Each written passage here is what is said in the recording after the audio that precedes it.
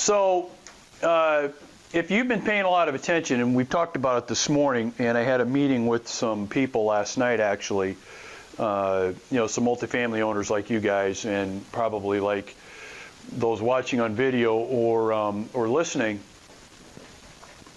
If there's ever a time you want to be a seller, if there's ever a time you want to sell your apartment community, small or large, now's the time. Now, the caveat to that, though, of course, is if you want to finally take your chips off the table here, go off into the sunset, so to speak, now's the time to do that. Because right now, you are seeing the highest prices paid for multifamily communities than you've ever seen, right now. And so we could talk about whether there's a bubble going on or whether it's going to burst soon. Can this be sustainable? We can talk about all that. We're not going to do it on this version, on this podcast version. We're not going to do that. I do have my opinions on it, and I'll be talking about that in another version. But what I want to focus on is something that we talked about just a little bit ago, and I want to spend a little bit more time on it because it's very, very important. And that really comes down to what I just said. If you're looking to sell, now is a great time to do it. Now is probably the time to do it. The market is awash with cash. The market is awash with investors looking to put their money somewhere. Individual, institutional, doesn't matter. And multifamily is the place where a lot of people want to go. So prices are going through the roof. And for those that may not be totally familiar with it, just to give you what I would kind of call the pushcart version of this, the residential market right now in many areas of the nation are, people paying $10,000, $20,000, $30,000, $40,000 over list price just to get the property. Hardly any contingencies in the offer just to buy it. Well, the same is really going on in multifamily. Not in all levels of multifamily, size-wise, but you see this in the larger multifamily properties, 100 units or more. Of course, if you're in some larger metropolitan markets, 50 units could be a $5 million, $10 million. So you're seeing it there. But larger transaction sizes, you're seeing this more than the smaller ones, but you're still seeing it most everywhere. There's overpaying going on. There's competitive bidding going on.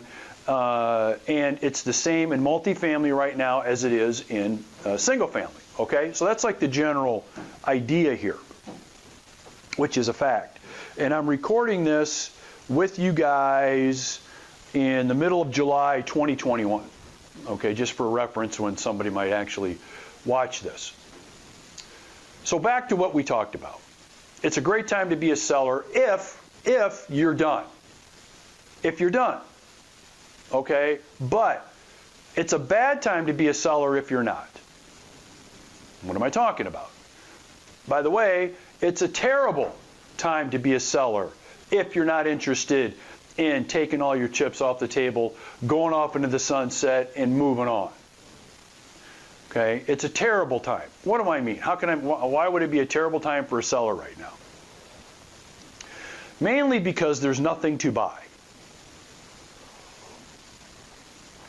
There's nothing to buy. So if you are a seller of a multifamily property, ideally your goal would be to take whatever proceeds that you get out of the sale, that high record price sale you're going to get, move those proceeds into another property tax deferred using the 1031 exchange strategies that still as of today you can still use.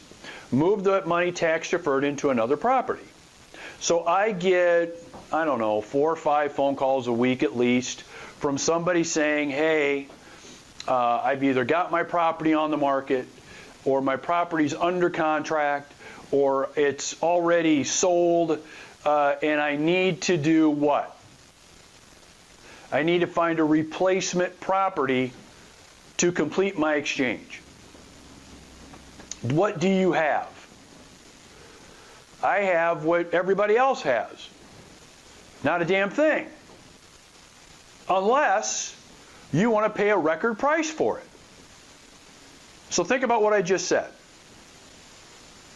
You're going to sell your property for a record price, but more than likely you're going to move that money into another property at a record price. You are not going, see, we get delusional with this. Here's what's not going to happen. What's not going to happen is you're not going to sell your property for a record price, and within the parameters of a tax-deferred exchange, move your money into a property you're going to get a great deal on.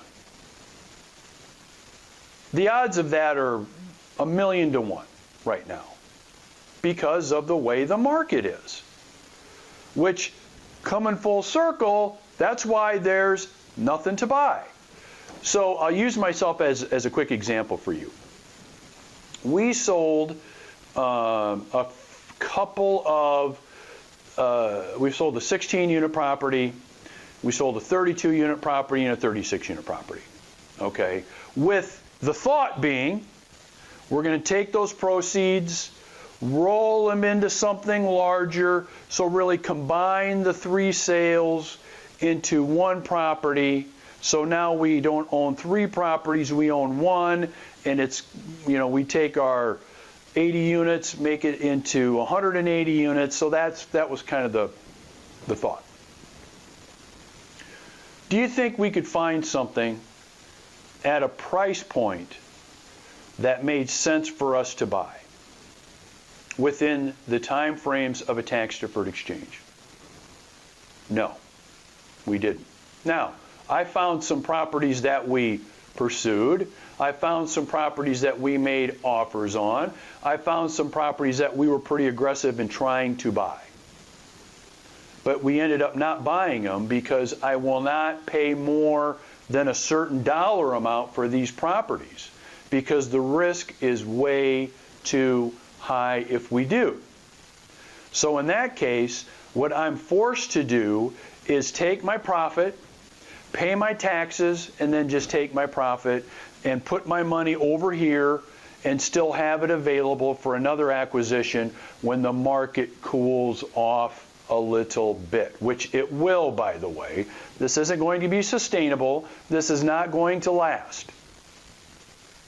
Okay?